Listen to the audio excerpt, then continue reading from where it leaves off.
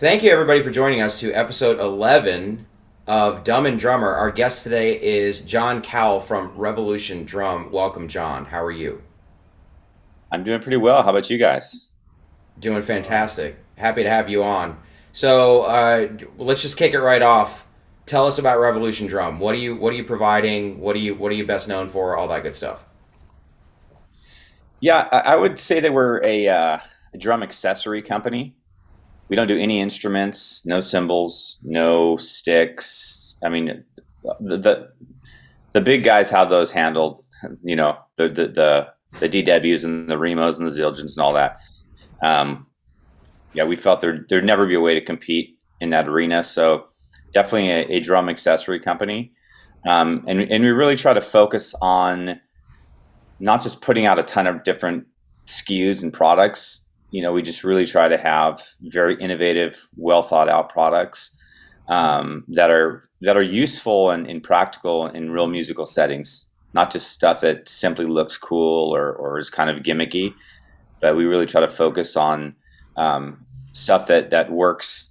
Again, like I said, just in real musical settings. You know, guys that are out there gigging weekly. You know, whether they're playing at a local bar or playing in arenas, you know, stuff that actually works.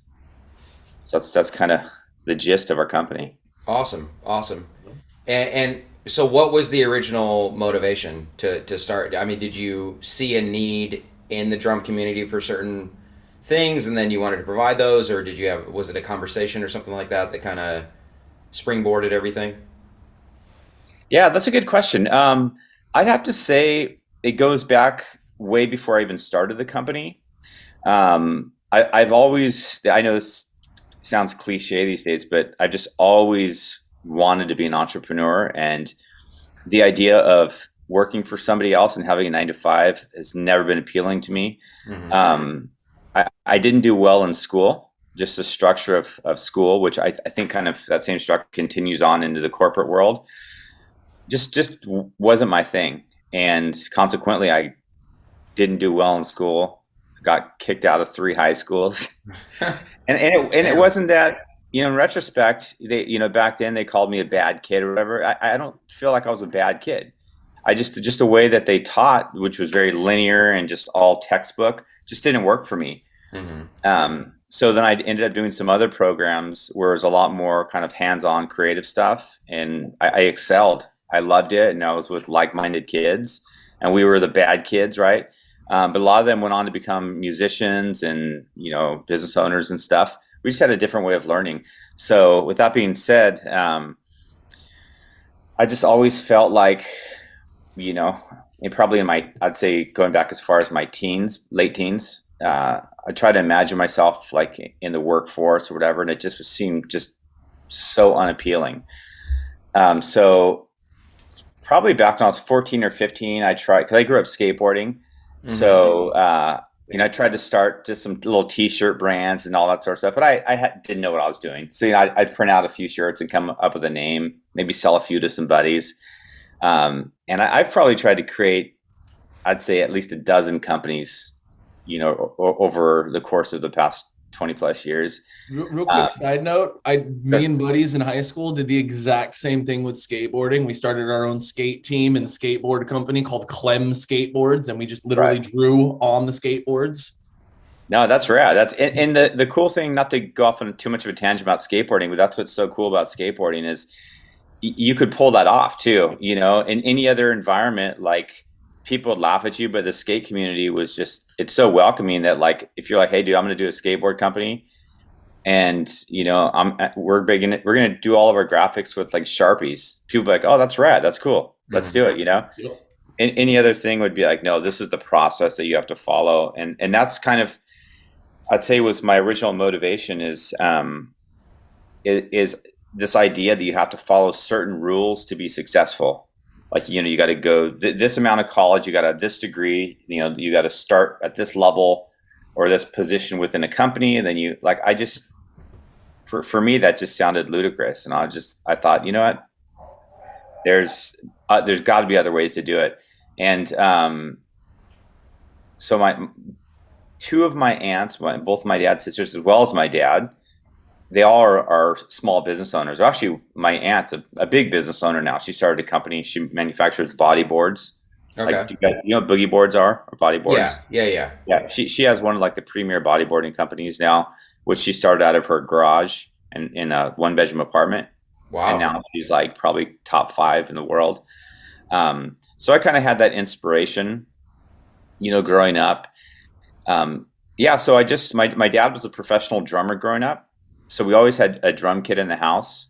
I remember there's this red Sparkle Ludwig that we always had in his office, and we go kind of bang around on it. But it was what our dad did, so we didn't think it was cool. My brother and I, Yeah. um, so and he tried to get us into it and teach us little beats and stuff, and we just weren't having it at that age. Probably, I want to say like around 15 or 16 was when I started thinking, hey, this is actually kind of cool, because a lot of friends would come over and they'd show more interest in the drums than I would. They'd be like, dude, let's play. Can we play on your dad's drums? And my dad didn't care, but yeah, go for it. And I'm like, no, dude, let's go outside and ride bikes or skate or whatever. And they'd want to play drums. So I think my interest was kind of spurred on by, friends that showed more interest than I did. So I was like, well, maybe this is kind of cool. So I started jamming a little bit. And then I'd say I didn't take drumming serious till probably my late teens. Okay. And then I just kind of started checking out different products. I'd go to the local Guitar Center drum shops, and I'd start noticing things. And coming from like the skateboard world, and also I was heavily into like motorcycles as well, like motocross and dirt bikes and all that.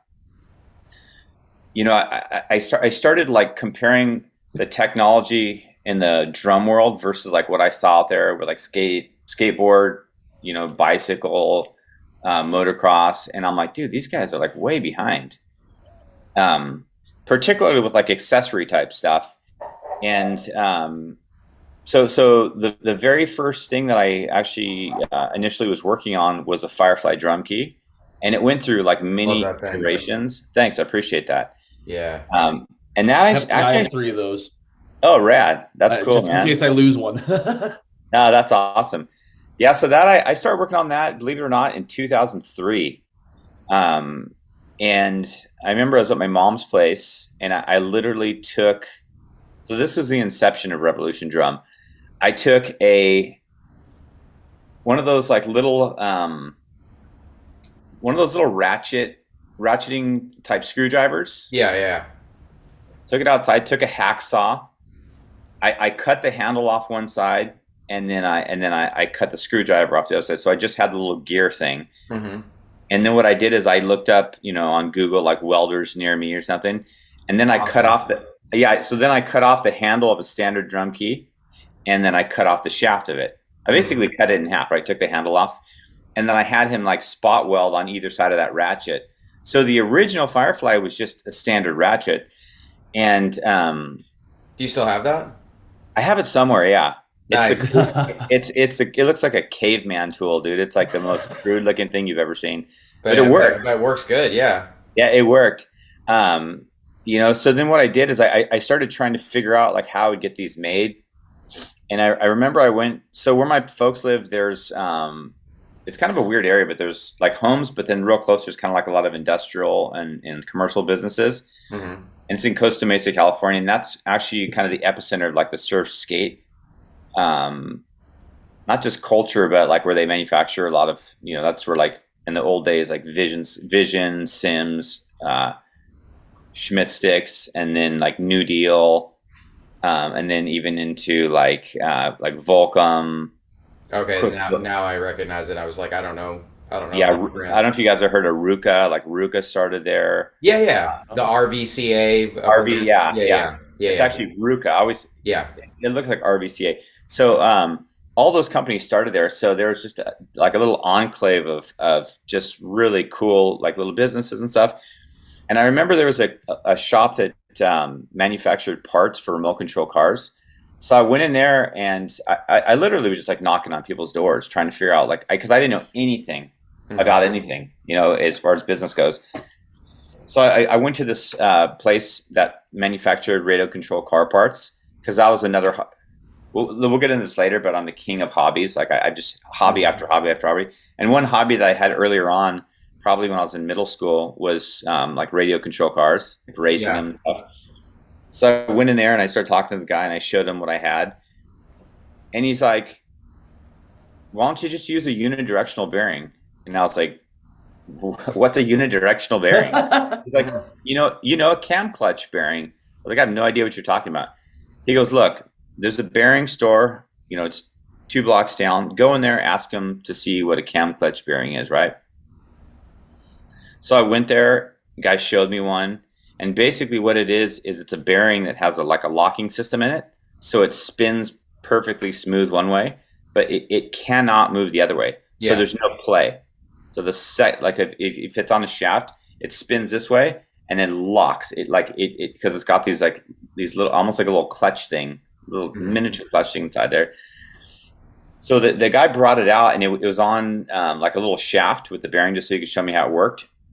And as soon as I saw that, I remember getting nervous, like, oh my gosh, like this is like it. Immediately I knew how I was going to design it. And then from that point forward, I made a couple more crude prototypes, but with this cam clutch bearing now. So I just totally abandoned the idea, with the ratchet.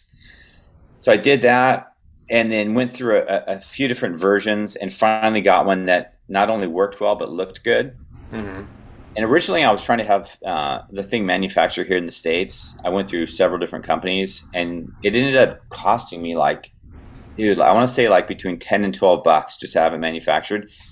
So then I kind of figured out the math. So by the time it goes through like a distributor and then a wholesaler, I'm like, this is going to cost 40, 50 bucks. Yeah. It's not going to happen. And I did try selling them like that for a while. And it just, I was making like $1 a key or something, I'm selling directly to stores and I just couldn't mark it up because they're like, okay, most we could sell these for is 20, 25 bucks or something. Yeah.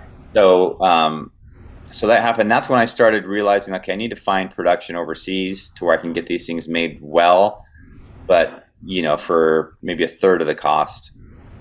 And that's really was kind of my introduction to, manufacturing and getting production done and importing and all that. And literally, I learned 99% of what I know now from Google. Just literally just typing in like how to manufacture products and import, or just whatever my search was. How to start a new drum business on my own. Totally, dude. I would type stuff that's literally that simple, and I'd just be like, how to start a business.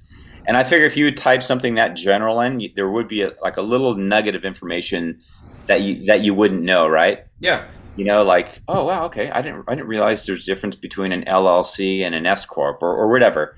Yeah. And then I just slowly started kind of piecing these puzzle pieces together. So the first product that we had in production was the Firefly, and at that time I didn't even have a name other than I called it a Firefly, but I didn't have like Revolution or anything because it wasn't really a brand. It was just a little, cool product that I had designed.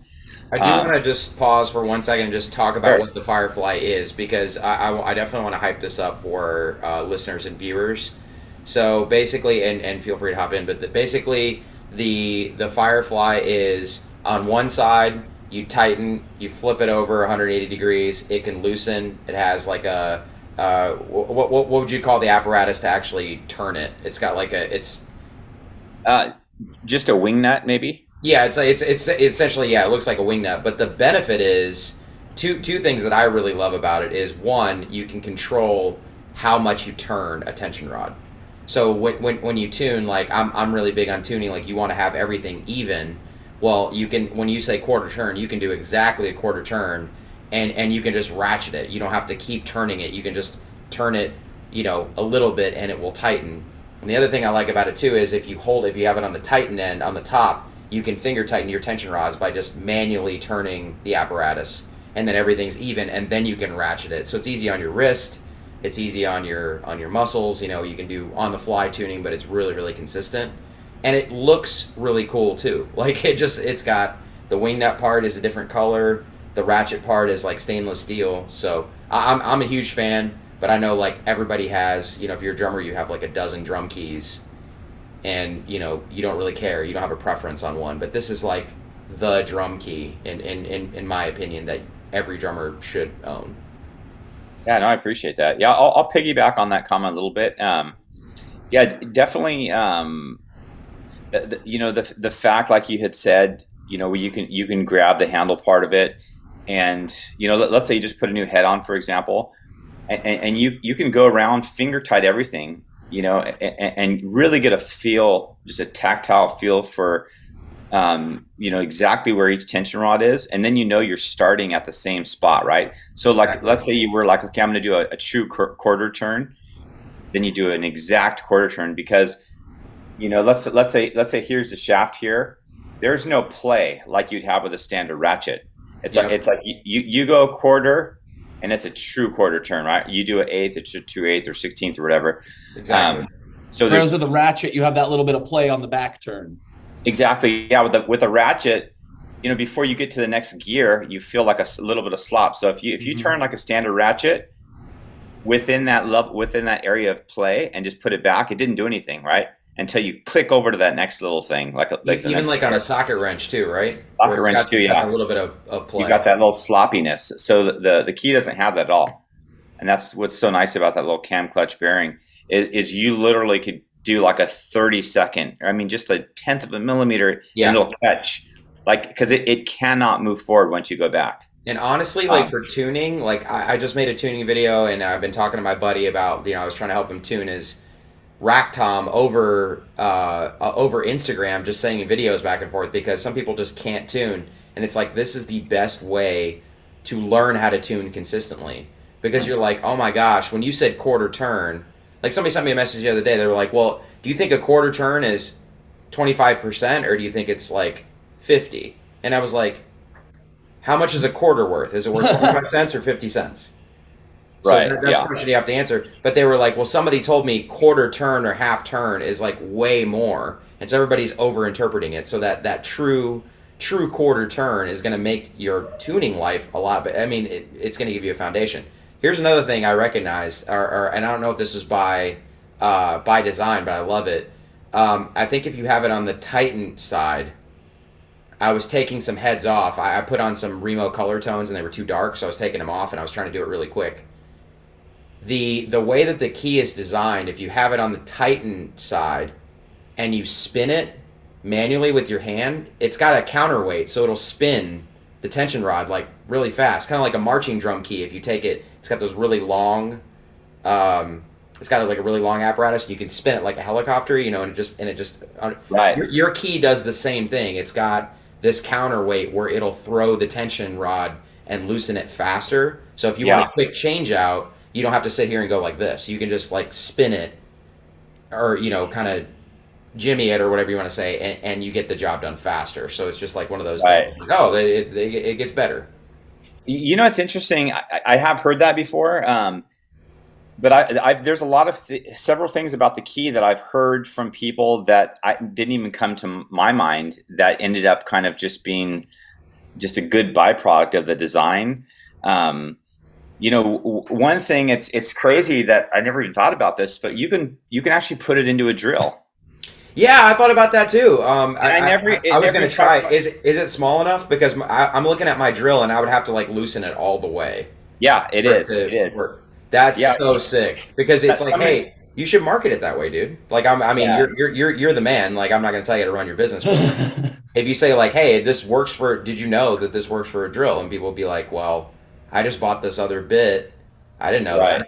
It's a one stop shop essentially. Yeah, no, for sure. Yeah, and this was probably just a year ago, and so I think a guy sent me a picture of it in a drill, and I was like, "Holy crap! I've never even thought about that." I didn't think it was gonna fit. Otherwise, I would have tried. And I still have a corded drill. I'm not Yeah, big with the but I maintenance mean, it honestly, and stuff. it's so fast in itself, that like really needing a drill would be if you're just gonna like you're a drum tech and you're doing like Terry Bozzio's kit or something, Yeah, right? You yeah. get There's out. there's got to be a practical application for that for sure. Yeah. So, but I mean, it was a cool thing.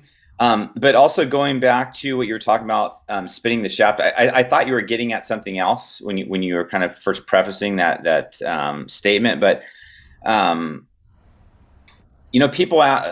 One thing that I have people ask me, I love the key, but I wish it was color coded on one side. And Yeah, yeah. That'd be nice. But let me tell you something, and this is what I thought you were going to say.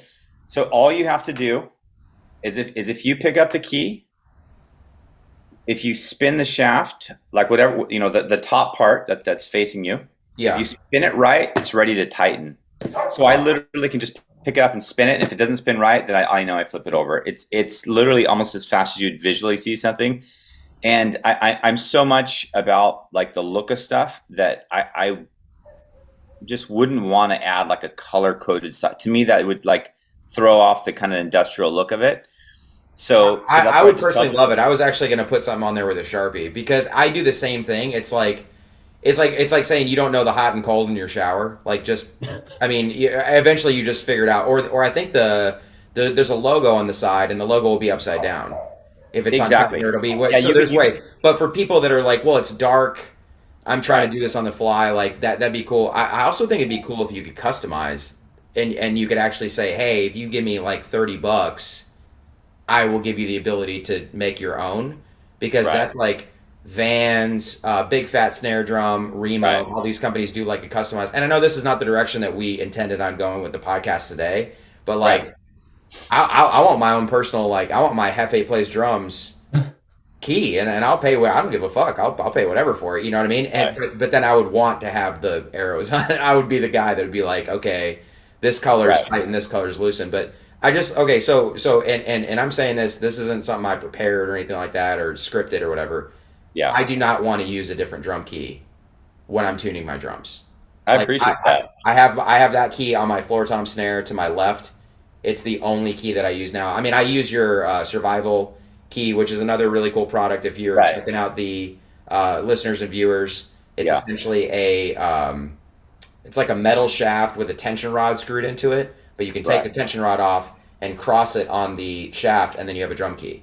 But then you also have an extra tension rod if you're like at a gig and tension rod drops out of the bottom of the drum, and you're like, oh shit, you have that extra tension rod around your neck, so you can just wear it, and it looks dope. I've worn it as a drum key, and people were like, oh cool, are you a drummer? And that's interesting. So it's like kind of a cool like style like accessory thing as well. Right, for sure.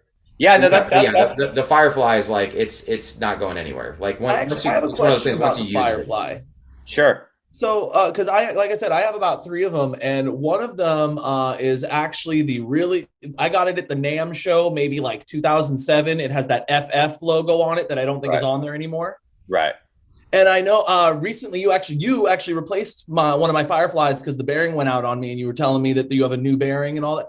So can you tell me a little bit about what's the difference between the bearing and the old Firefly and the new one? Quality. That's the only difference. Just yeah. We switched over to a German bearing.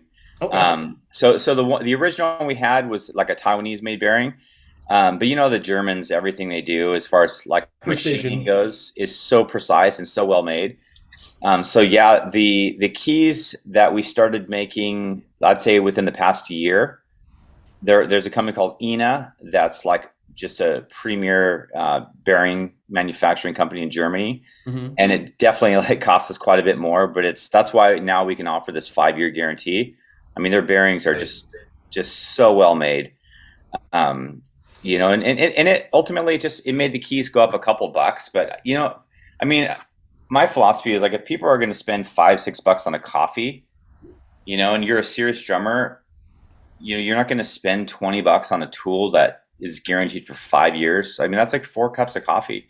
And that's what I was going to say, that with that guarantee, that extra few dollars makes it totally worth it, because now I know that if this craps on me in 5 years, I don't have to spend that other $20. Exactly. Yeah, no, for sure, man. And that's the thing, it costs us more. So consequently, it's going to cost the end user more. But we still try to make all of our stuff accessible to where it's not just completely out of reach for just your common drummer. I mean, you can buy a drum key that's $3 that's made out of pot metal, that you're going to hate, or you can spend, $19-20 on ours and have something that actually has technology. I mean, even just the patents, getting that thing patented because it's got a utility patent, and that cost me a lot of money to do that. So there's like a lot, the machining, all that. There's a lot of money built into just the design of that key. It's just a drum key, but there's a lot that actually goes into it. Exactly. Yeah. No, for sure. And that's kind of something, when you talk to other manufacturers, a lot of times it's hard for people that don't do manufacturing to understand like what really goes into products, and just how much, just I don't know how much like R&D, how much potential disappointment, potential for error, um, things that you may have overlooked on a product.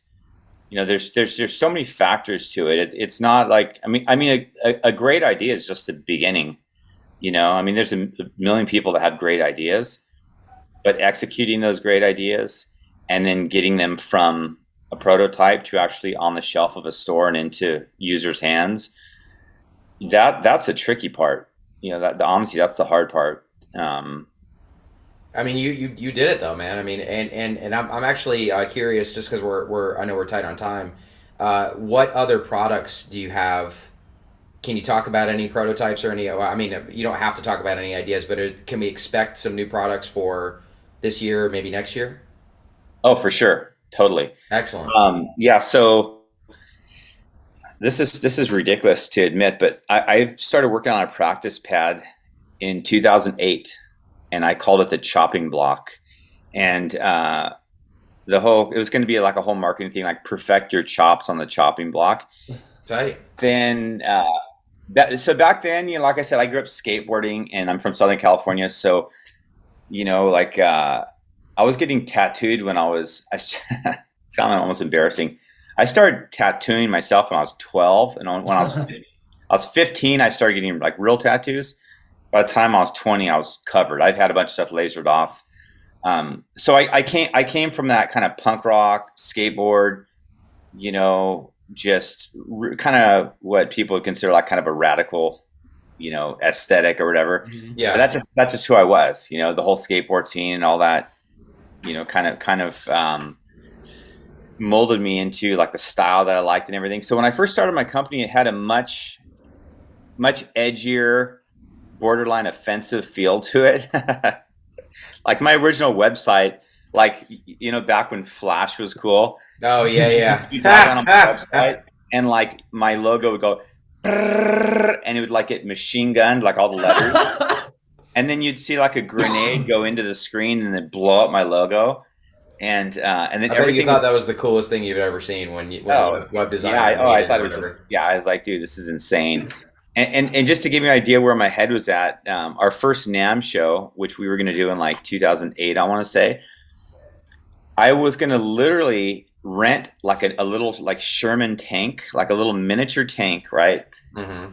Roll it into the NAMM show, have full on like military netting, have like chicks wearing like full on like revolutionary gear, like those like Fidel Castro's type hats. Yeah, the camouflage hats. Yeah. Yeah, and like fully go on this theme of like, and we have nothing to the whole name Revolution has nothing to do with like Viva la Revolution. Yeah. It has nothing to do with like any sort of political thing at all. But it was going to be a fun little play on that, just a name. But yeah, and it's so funny when I think of the stuff in retrospect. I'm like, oh my god, like where was my head at? But I made a bunch of apparel that had just super like kind of like just very militant like logos and like stuff with like just bullets and just crazy stuff. Yeah. So I can't even remember what was it? What were we even originally talking about? New products. New If you have, Oh, sure, yeah. So new products, the and chopping practice block. pad. Yeah. I about the chopping block. So then I had this idea. This is back when there was a lot of kind of print ads, were the go-to for advertising. Several artists that I was working with back then, I had this idea of going to like, where are you guys located? I'm in Long Beach. Oh, you're in Long Beach. Yep. Oh no, I'm in Long Beach right now. That's so funny. You are? Oh, I didn't know that. Yeah. That's crazy. Yeah. I'm in Austin. I should have just gone to your place and we could have just done the interview there. Wow. Yeah. So Wild. yeah, the reason I ask is, in Southern California, obviously there's a large Mexican community, and they have these things called carnicerias, and it's where they have like you can buy meat and everything. So I was going to do this thing where like I was going to have like 3 like well-known drummers at a carniceria, with like bloody butcher aprons on with meat and everything, but they'd be practicing on their chopping block, right? Oh, So that's kind of sick. I had these crazy ideas. So, anyways, I worked on this pad and ended up having several prototypes made, and was just never happy with it. In fact, my original logo was like a meat cleaver, and it said chopping block like in the meat cleaver, and just was never happy with it, man. And so it kind of went by the wayside. And it wasn't until probably 2 years ago I'm just like, man, I want to finally do that pad. Yeah. But of course, fast forward, close to 15 years, and my taste has changed a lot. I like, I just really like a lot more kind of minimalist stuff now that's real clean. When you look at it, it screams well made in quality, but it's not Yeah. pretentious at all. Yeah. Real kind of streamlined. Yep. So the new pad I'm going to literally launch it in like a week. It's got a solid teak base, so it's just all solid teak, beautiful wood. And then I found actually the hardest part of making this pad was finding a playing surface that was unique, because everybody just uses like gum rubber and just these go-to just rubbers like neoprene and different types of, like, I don't know, polyurethanes and stuff. And I came across a rubber that was used in a whole different application. So I reached out to this company, and they make a completely other line of different types of products that have nothing to do with the drum world. And I said, hey, can you send me out just like a sample of this material? They sent it out. I think I glued it to just a standard piece of wood and was playing on it for a while. I'm like, dude, this is amazing. Nice. So yeah, so it's a patented material that they own the rights to. So Okay. nobody else can make this material. And again, that's kind of going back to the word revolution. Like every product I come out with, I want it to be revolutionary and innovative, outside of the box, like where I can truly say this is unique, like no one else has this. So that's one thing. It's called the chopping block practice pad. Nice. I'll be launching that literally within a week or two. Like we have stock. You need to get images and all that up on our website. Then I'm doing something that is it gives you so there's already something similar like to this on the market, but ours is just a completely different design where you can take like a floor tom and convert it into a kick drum. So yeah, so if you're going to go to, let's say, a buddy's house, and he's like, hey man, bring your kid over, and you're not going to lug your 22-inch kick drum and everything. You're like, yeah, I'll just bring like a kick and snare and maybe a floor tom, or just maybe even a kick and snare and some hi-hats or something. Yeah. There's companies that sell like these little spurs that you can put on your floor tom and all that. Kit. Yeah. Little conversion kit, exactly. So it's similar to that, but instead it's actually a cradle. So it's this little cradle that holds your kick drum, and what's cool about it is it's very modular. So it's very similar to almost a lot of that kind of like Japanese type woodworking stuff that have like finger joints where things just go into each other, Mm-hmm. and then gravity holds them together. So it all breaks down into just a little package about this size, and it's got four sides, and they have finger joints, and they join into each other. And then when you put your kick drum down and you pull the strap over, your kick drum being held down holds the whole thing together. It's really cool. And it's not my original design. It's a guy that I found that's out in Michigan, and it's just kind of a funny backstory how I even came across him. And he had this product that he truthfully, and I'm sure he'd be the first to admit this, he really didn't know how to market well. So I reached out to him and I had him send me a prototype, and I said, hey, I'm interested in maybe bringing this into the lineup. And I go, but there's definitely, I'm an inventor myself, so there's some things I'd like to change on it if you're cool with that, a few revisions. So because his original version, you'd have to buy the exact size of your floor tom, right? So this new version, we have it designed where you can flip it, and you can have like a 16 on this side, and you flip it, and then there's an 18 on the other side. So it's a little bit more accessible for everybody. Exactly, yeah. And then if you've got a 14, instead of having to buy a whole separate one, we sell this accessory that allows that main unit to facilitate a 14-inch kick. Oh, so nice. You can go 14 through 18, yeah. With just one thing, instead of having to and even from like a manufacturing standpoint, to have inventory on a 14, 16, 18. Yeah. Now I have one unit, and then we can sell this accessory if a guy wants a 14. So we're doing that. And then we're working on, I'm doing like a multi-use tool, just like it's like a 13-in-1 tool that's just got everything that you need for around your kit. Oh, sick. Allen wrenches. Oh man, that's all such that. a pitch. It's got all that. And the machine drive, I just got some machine drive pedals from VW, and they have that drum key that has the Allen wrench on the other side, and it clips onto the pedal, which is good. Yeah. But there's other stuff. There's like cymbal stands that are wonky, that have that little tiny Allen wrench in there that you never have with you, and shit like that. I mean, stuff that drives drummers crazy. But I know we talked to Zed from Axis, was the first guest that we ever had on the podcast. Right. And Axis offers a drummer survival kit. And for us, I feel like it would be an extra hi-hat clutch, maybe some tension rods, maybe some cymbal felts, but then it would be something like this, like give me something I can literally take apart anything on my kit at any given time. I would love to have that. I've bought in a few drum multi-tools, and there's always something missing. There's always something missing. So so this one's going to be very well thought out. Awesome. Like hopefully all of our products are.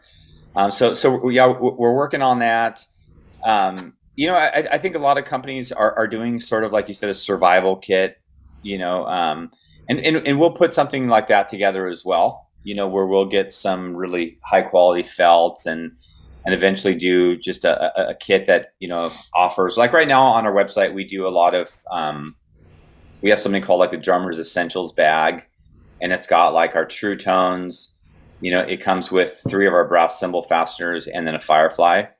And then it comes in a really cool, a company called Tackle. I'm actually wearing one of their shirts right now. I don't. They make super sick, like real heavy duty canvas and leather. It's kind of vintage inspired bags that are just like probably the best made bags on the market. I think I have seen one. Yeah. There's a drummer here in Austin that uses it. Yeah, I've seen it. They're a lot of guys are digging their stuff. So anyways, I get an accessory bag from them, and then everything goes into that little accessory bag. That's very cool. So you're partnering with them.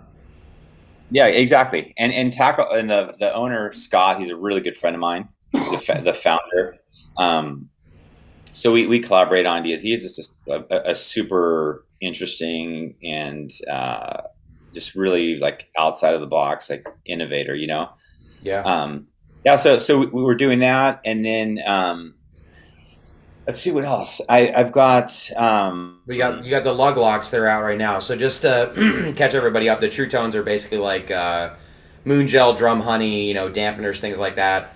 I'm using them right now. I really like them. I mean, I don't have like a preference for dampening. I just use whatever tool is best for the job. But I do like the clear look.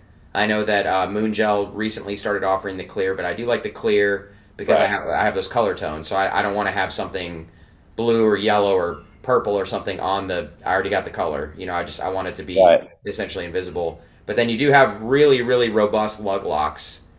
Can we go back to that? Can we go? I didn't mean to interrupt. Can we talk about the Tru Tones? Yeah. Talk about the Tru Tones. Around those? Yeah, for sure. Yeah. So basically, obviously, everybody knows Moon Gel. In fact, I think it's the best-selling accessory in the drum market, and I think it's been that for 15, 20 years. So I think they had like a utility patent for the longest time, and you couldn't make anything remotely close to any sort of gel dampener or anything like that. No one would touch that. And then what happens with a patent is once it expires, basically, which is typically 14 years, then it's just it's open to the anybody can just create anything similar. It's no longer, you can't do anything that's kind of gel related. You said it's 10 years? Usually it's 14 years if it's a Okay. utility patent, yeah.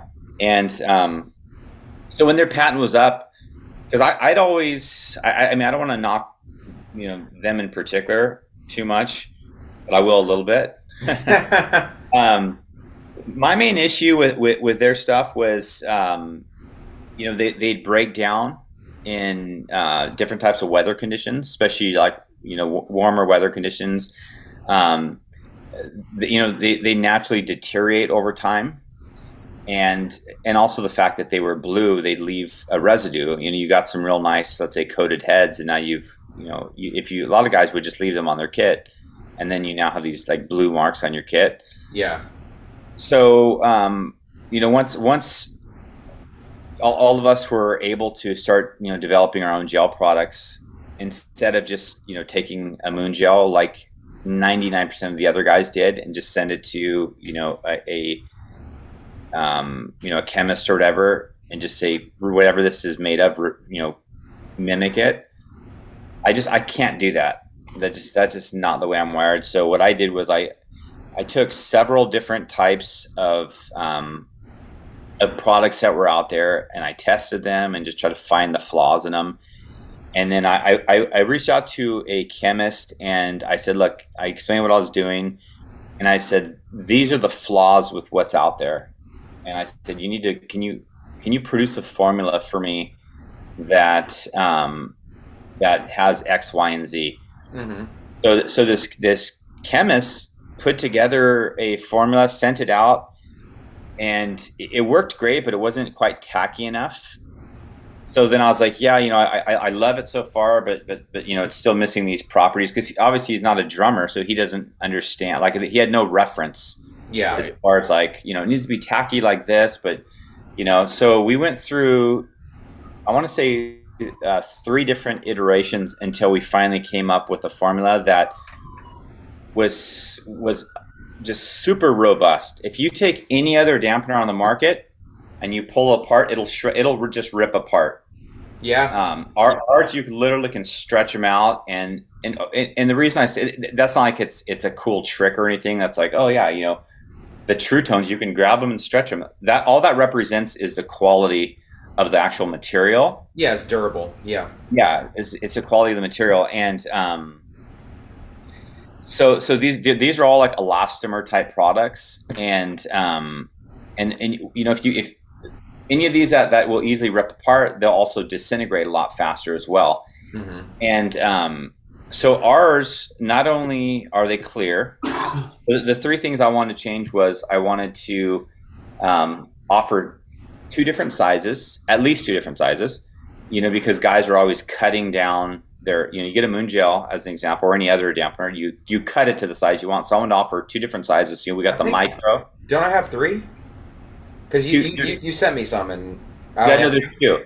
So there's a micro. No, but they come in but each pack comes with micro and standard size. Okay, so you yeah. You don't have to buy them separately, right? Yeah. So we call it our Pro Pack. Comes with it comes with 4 standards, and usually the standards guys for the most part would use like on their snare where they want a little bit more dampening, and then there's 6 of the micros. Yeah. And then you can mix and match too. Like, you may want 1 micro here, and then also, let's say, a standard. You could just, fool around and just get the exact sound you want. I mean, I really like putting that kind of stuff on my ride. Like, I mean, people are taping their ride, but I would say any sort of those moon gels or drum honey or Tru Tones are excellent on ride cymbals. Right. And what's interesting is the formula that we have now is as tacky as it can possibly be. So you can actually put them under your cymbals too. Oh, sick! And they'll stay. Like, you can put them on the bottom of your drum heads. I mean, those things will stick anywhere. So, like I said, I wanted them to be, 2 different sizes. I wanted them to be super durable and be very long lasting. And then I wanted them to also have a level of tackiness that they can be used in a lot of different applications. So just like, a lot of the other drum gels you can do this with as well, but the tackiness is not like a topical thing. It's built, it's within the formula. So, let's say you drop it on the ground, you get some dust on it, or some fibers from your rug or whatever, just a mild soap and water, just wash it like you're washing your hands. Just make sure you dry them really good. Shake them out and just put them on like a clean surface, like tile or something like that. And I mean, they'll last years, man. Awesome. I probably all the things that you addressed about other, because I haven't tried your Tru Tones, but I have tried probably every other type of gel dampening out there. I'll send you some Tru Tones. In fact, if you want, since we're both in Long Beach, I have some with me, so I'll give you a box. Oh, awesome! Thank you. That's Yeah, for sure. Yeah, we'll talk after we're done with this. But everything you're saying that those address are my issues with the gel dampeners. Right. Yeah. They're great when you pull them out of the box, but the second they get some wood chips on them, those aren't washing off. Yeah, no, for sure. And sorry I didn't mean to break off on that tangent. No, you're good. You're good. But I didn't want to sell that product short because I put a ton of effort into those. And like I said, I see so many other companies that they saw an opportunity to make money. So they basically all they did is just completely copied Moongel's formula, and they just would change the color or the shape. There's tons of companies doing that. So I bought gels from every single company that started doing them, and I literally just pulled apart, and they were just the exact same formula. And that's why I was like, there's only one other company, and they're my competitor, but I will give them credit. Called Drum Dots. Yeah, I was gonna say Drum Dials, but yeah. The Drum Dots. They're the only ones out there other than ours that have really good quality. The materials is very well made. So their stuff is they use a high level of elastomer, and that's kind of the main difference in the production of these ones that have like inferior. I guess ingredients, versus what we have is they all are made with elastomer, and they also use mineral oil, and then a couple other kind of like binding type agents. But we have a much higher level of elastomer because obviously mineral oil is going to break down eventually, if it's mixed within the formula. So ours, and I think theirs as well, I'm assuming, have a much higher level of elastomer, and elastomer is a lot more expensive than mineral oil. So it's literally like a with a formula, it's like a percentage. It'll be, let's say, 20% elastomer, 80%, or 75% mineral oil, and then these like binding agents. So ours, I couldn't tell you the exact formula, but it's a much higher ratio of elastomer, which again, we have to pay a lot more to have it manufactured, but in the long run, you end up getting a much better product. It's better quality, and that's definitely your business model. Is you're not trying to take shortcuts. You're trying to offer something that is unique, that there is a need for, but it's going to last you a really long time. And right. Honestly, I think people are willing to pay that extra couple dollars for something that'll last them. 100%. If it's $5 more than product A, but it's going to last me twice as long. No, for sure. And maybe that can be a good lead into this new guarantee that we came up with. It's called the High Five Guarantee. And it's kind of a little play on words, but so every single one of our products, we offer a 5-week trial. So you literally could order every single product off of our website, try it for 5 weeks. And if you hate every single product, just send it back and we'll give you a full refund. Like that's a level of confidence that I have in the products, and I can honestly have not had one product returned. Nice. And awesome. Yeah, I had one guy that had, he said something about the Firefly, there was a feature he wished it had. So he's like, yeah, man, can I return this? I was like, yeah, sure. But I never heard back from him. That's the only person that even came close to returning something. So you have 5 weeks to try, any of our products. And then if you decide to keep them, with the exception of the Tru Tones, because I can't guarantee those for 5 years, because I don't know, like we didn't do, we're not in the aerospace industry, so I didn't do like 5 years of testing, right? Since it is a product that eventually will break down, we're talking several years for sure. Yeah, I can't guarantee those for 5 years because the guys will just renew their, but every other product has a 5-year guarantee. So that's where the High Five thing comes from. It's 5-week trial. If you decide to keep them, then it's guaranteed for 5 years. Gotcha. Sick. That's a great idea. That's a great idea. So one more question, then we'll wrap up here. Sure. So as far as the Revolution family, Can you Yeah, talk about any notable drummers that are part of the family and how you got them on board? sure. Yeah, so I for some reason this thing just came into my head, a memory that I had back probably in my early 20s. A friend and I were talking to this older, like elderly guy. I don't remember where we were, and he just started like just giving us some just like golden like wisdom, you know. And he was telling us about this company he started, and not that I'm out with this intention of trying to be a millionaire or whatever, but he used that word. It's kind of a cliche word, but you know, from his generation, he's like, if you want to be a millionaire, he's like, you got to do what other people aren't willing to do, and that could be interpreted anyway. And that has always stuck in my head. So there were certain artists that I wanted to have, you know, like as part of the Revolution team or family, um, and I just figured like, you know, I'd be at the NAMM show and I'd see a dude that like I'd want to use my products, and there'd be, you know, 15, 20 people around him, and I would just go and just it almost, this sounds funny, but it almost felt like seeing like a hot chick and you're just trying to build up the courage to go talk to them. Yeah, Right. It yeah, was kind of similar to that same feeling where I'm just like I remember like with Thomas Pridgeon, you know, I was like, dude, this guy's such a killer drummer, and like all these people were like, hey, what's up, man? Can I get a picture? And I was like, okay, how am I gonna like, you know, get a chance to like talk to this guy about my products? And his girlfriend was with him, and I saw that she was kind of standing off to the side a bit, allowing like hmm her boyfriend to, you know, do his thing.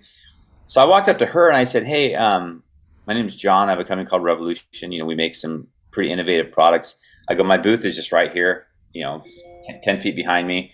Um, you know, I'd love to show, you know, Thomas some stuff if he's down.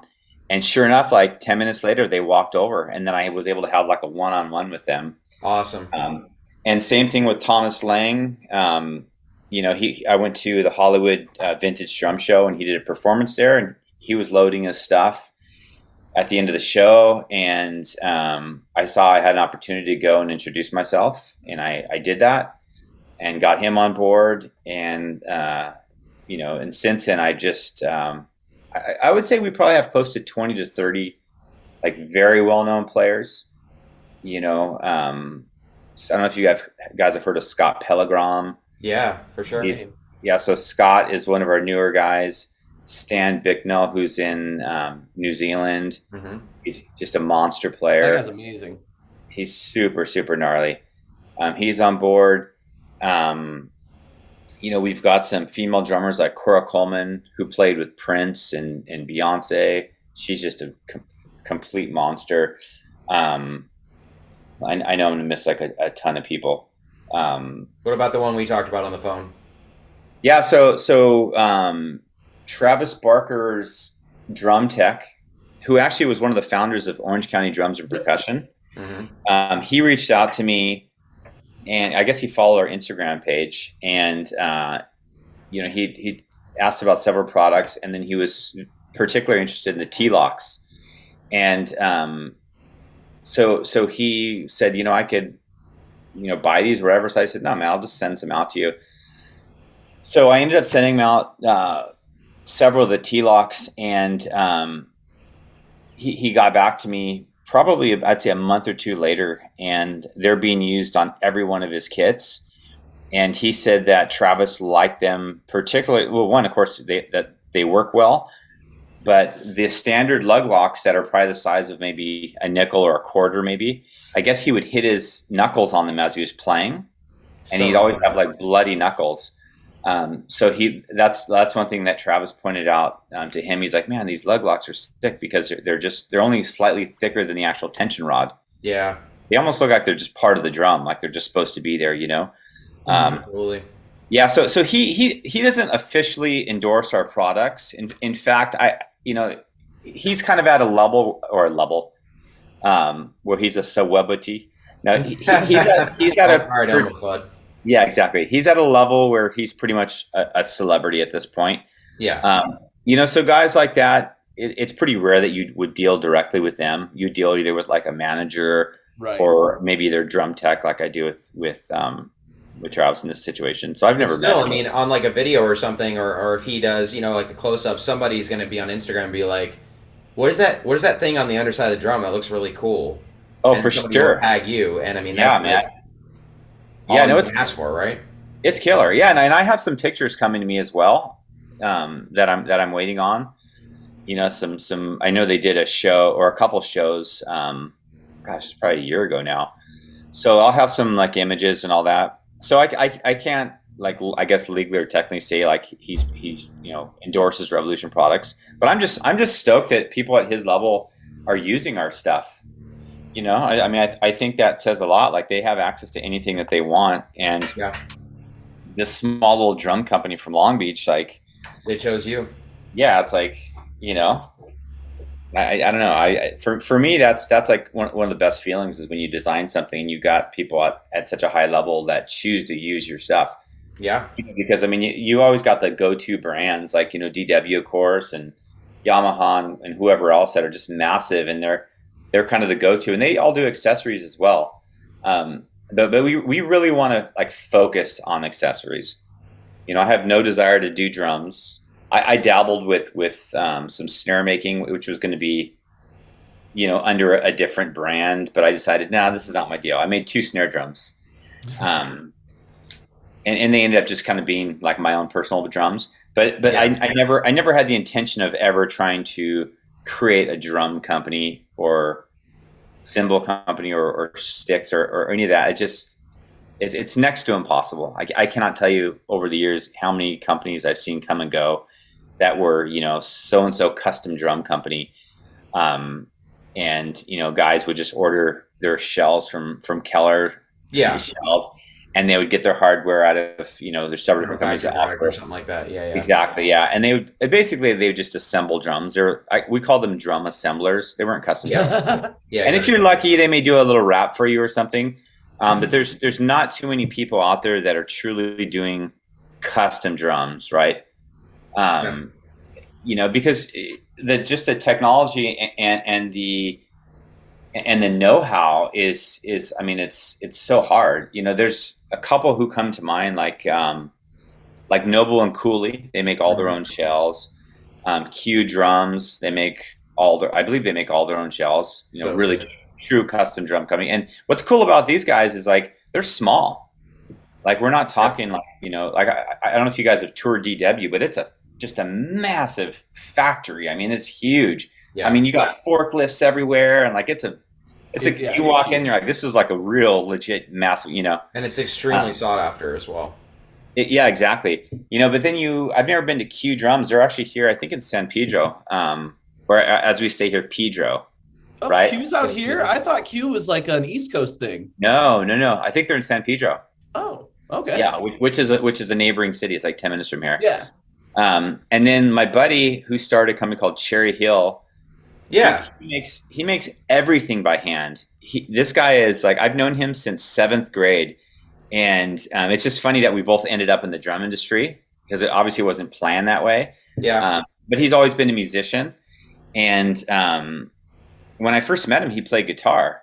And then probably, I want to say in about 9th or 10th grade, he started playing drums, and he's stuck with drums ever since. hmm And so he had a recording studio back probably in like, I would say he probably started in the late 90s called Trench Studios. And hmm he specializes, I don't know if that's the right word, but he kind of has like a niche with a lot of like metal, punk, just kind of like heavier kind of music.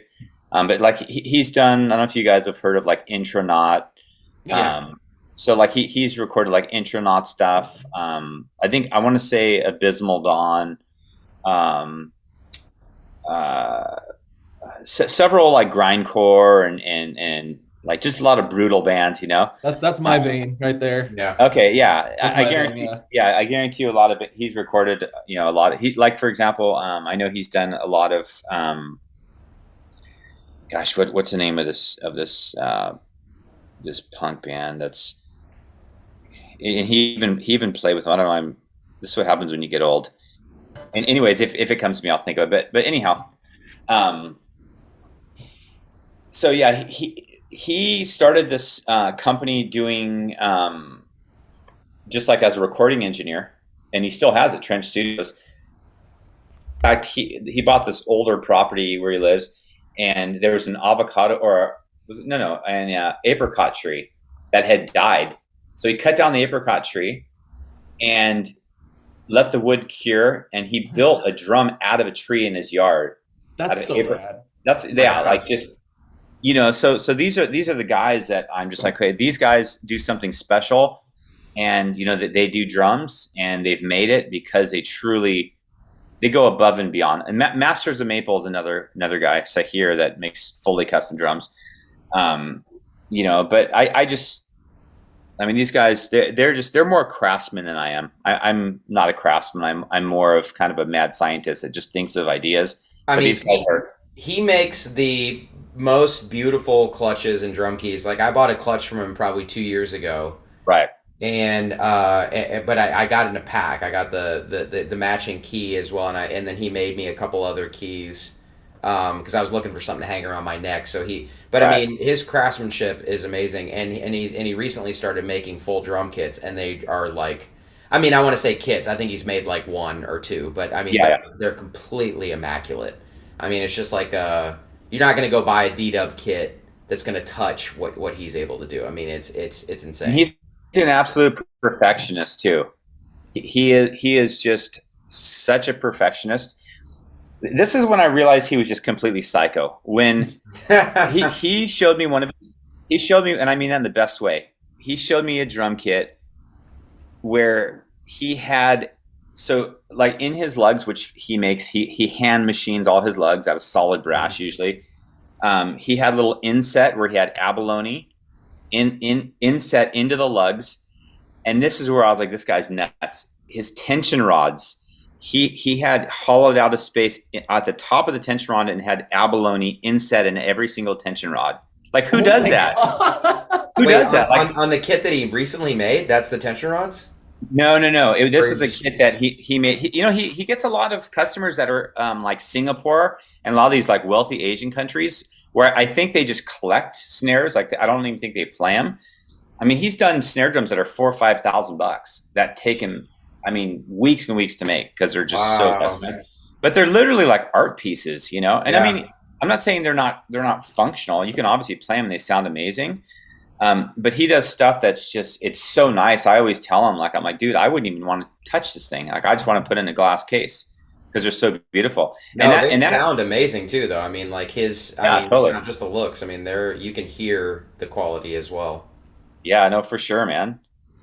Yeah, he's the one who taught me the process of making stave drums. And Nice. I went there and I kind of got a little one-on-one workshop. And he's like, I'm only doing this for you because you're an old friend. Like, it's like Yoda, like teaching me the ways. And Um, is he based in California? yeah, he's in Damn, Southern I gotta come out California. and visit because my dad, like I was telling you, my dad played in a '80s cover band in Long Beach at the Gas Lamp for like 30 years. They still play. They still play on Friday And nights. what's it called? Night Rider. Okay, this is funny you bring this up. So yesterday I was driving past the gas lamp, Yeah. Did you and I see the wanted to tell you billboard? this. And it said Night Rider on the billboard. I And I was like, I think that's the name of his dad's band. I'm pretty Yep. sure because I Well, remember he's passed away having now, but yeah, he used to play in the band, and I was able to sit in with him twice. And one time I played My Sharona at this. I think the place is called Hennessy's. I don't know if you know Hennessy's if it's still around. But I played there when I was 18. I was able to play My Sharona with my dad, and then I played like Semi Charm Kind of Life at the Gas Lamp with the band in like 2015 or something like that. But I was able to right. sit in at the Gas Lamp, and it was insane. Like that, just being. I think it's being at the California venue. Like, Right. and I live in the Midwest for over a decade, so it's like I got stars in my eyes type of deal. But also just be on the stage with your dad is pretty Oh, amazing that's to yeah, get to that's play awesome, music. man. And he's the one who motivated me to play drums. So like full circle. It was That's it was rad. nice. Yeah, that is really cool. Yeah, no, Long Beach is a really cool city. We moved to Bend, Oregon 3 years ago, and I still have a lot of love for the city. It's got So I was originally raised in Costa Mesa, which is down Orange County, and I don't know, like Orange County to me, for generally speaking, is a lot more generic. Like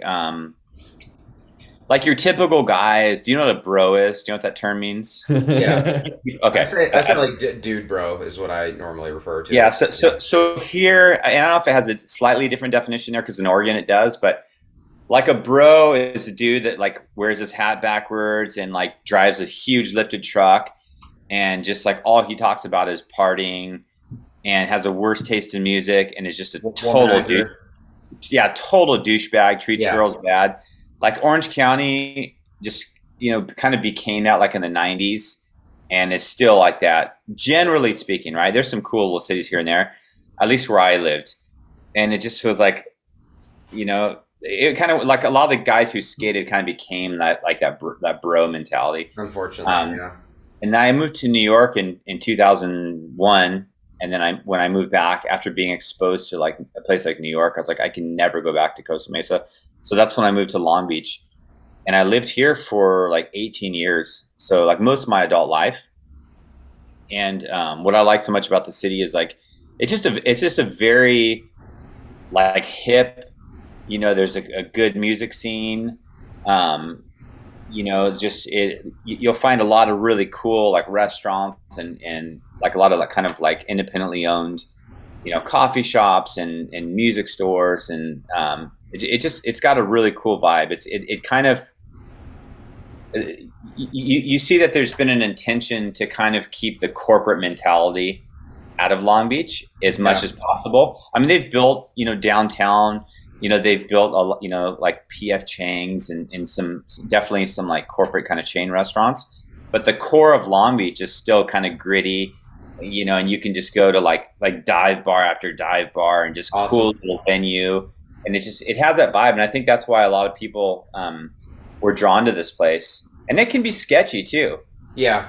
Austin's very, very similar. It's getting gentrification is a problem, obviously, over time, but it still feels like that grit. It still feels like, hey, I can, I know where the upscale bars are, but I can find a dive bar with a good band and dirty floors and shit like that. Like that's for sure. Yeah, Long Beach is weird, dude. Like you will be like right now. I'm staying downtown, and it's called the East Village, and you'll have all these really trendy, super cool restaurants, and even people like rolling by in Beamers and whatever, like people with money, obviously.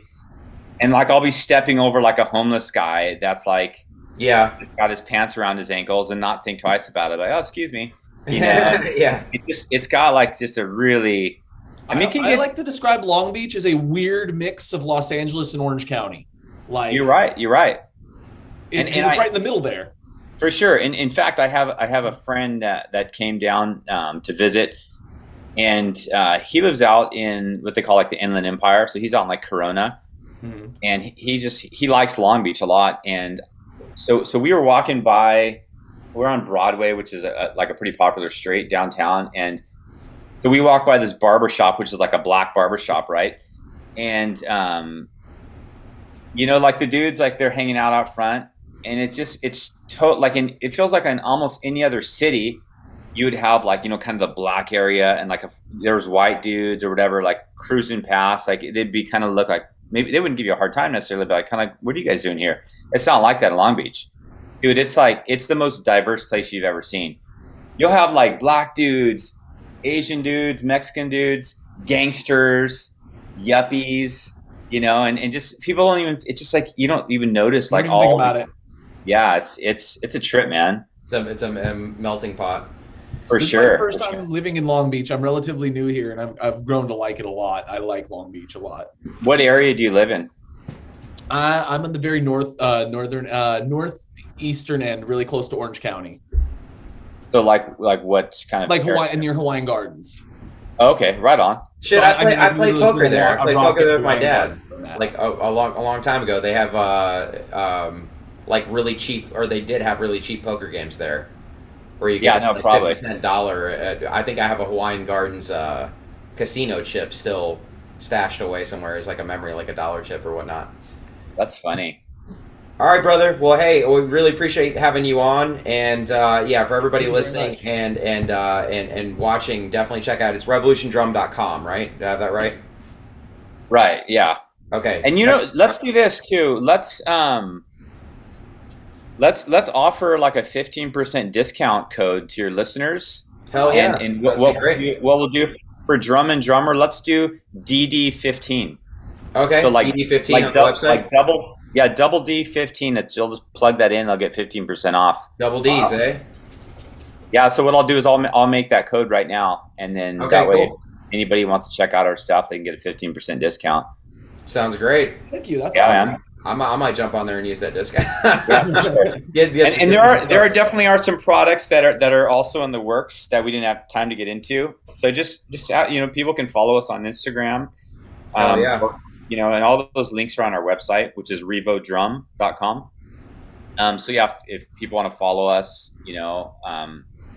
we definitely try to like announce when we're going to be launching products and all that. But this year, I put it this way: this year, I'm probably going to double my catalog at least. And that's not that I have that many products right now, but we'll probably have, I'd say, 20 products in our lineup, like really cool stuff by the end of the year. Awesome. There's a lot of things we're working on right now, and even a lot of cool collaborations too. Excited, that man. we're working on. Excited Yeah. to see that. So revodrum.com. Use the discount code DD15. That should be live soon. And yeah, man, it'll be live in 5 minutes before you guys even post this. It'll be live. That's all. Yeah, this will be coming out in the next few weeks. So yeah, it'll be live way sooner than that. Cool, man. Well, hey, great chatting with you guys, and thank you so much for coming on. For sure, man. I appreciate the opportunity. It's been fun. Thank you, man. Good luck on your next thing. Have fun in California. All right, man. Thanks. Take it easy.